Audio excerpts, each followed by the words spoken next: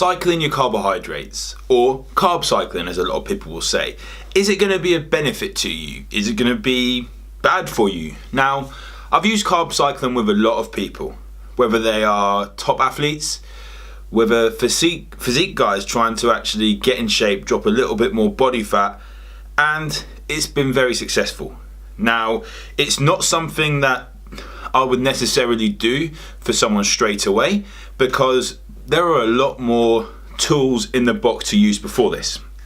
Okay, so what would actually happen is like the benefits of carb cycling. So the first thing that jumps out is that you could fuel for harder sessions. So you have a high carb day and you have your longer session, your long ride on that day, or your long ride the day afterwards.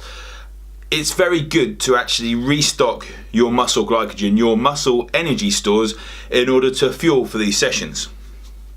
One thing to be aware of is that you are going to weigh more after the high carb days. Now, that is not fat gain. What that is that every time you have carbohydrates come into the muscle, they take about 3, maybe 4 grams of water in as well. So you get 4 times the weight of the total carbohydrates in the muscle.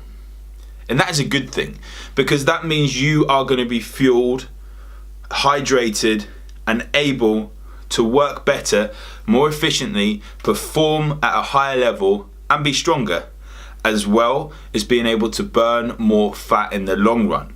Okay, so basically having the extra weight means you're burning more fat.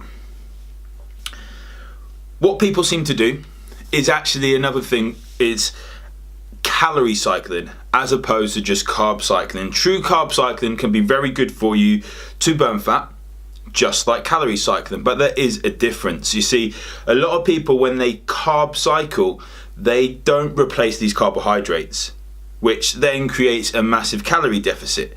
But what I suggest to do first is, if you take carbohydrates away, put them back with fats. Okay, the protein stay consistent throughout. So if you have like 100 grams of calories of carbs, then switch that for the same amount of calories in fats. Do bear in mind that fats are just over double the amount of calories per gram that carbohydrates have.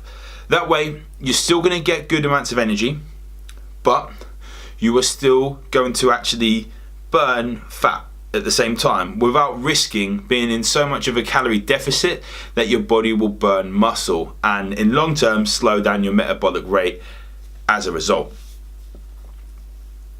Another thing to remember is that you need to get good sources of carbohydrates.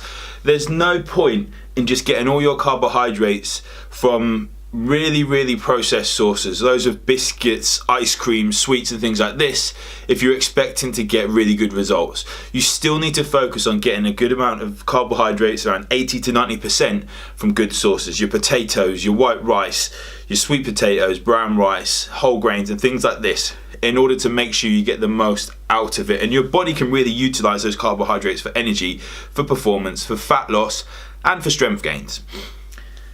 Now, what I suggest with clients is usually you can do it one of 2 ways. First off, you could go low carbs and have a massive refeed every, say, 4 to 5 days. And when I say refeed, you're like trebling up the carbohydrates, really getting the stores back in, and that is okay. Or you could just go low for a couple of days, high for 1 day, low for a couple of days, high for 1 day, or even go low, medium, low, high. You can switch it around a little bit. But the first option is something which I don't really recommend too much in clients. The reason being is that it can promote disorderly behaviors when it comes to eating. Okay, so it can potentially lead to these behaviors that become obsessive. You end up binge eating, you feel bloated and you still eat because it's high carb day, I'm refeeding, you eat crap food. We don't want to get into those behaviors because it can lead to potential health problems that we won't go into in too much detail here. So tips here: pick your refeed days and stick to them. Have 100% compliance and be compliant on those refeed days to get the most out of your carbohydrates. And the last thing is to train your hardest.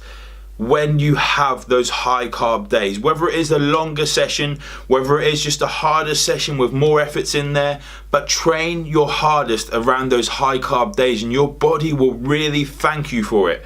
I guarantee it.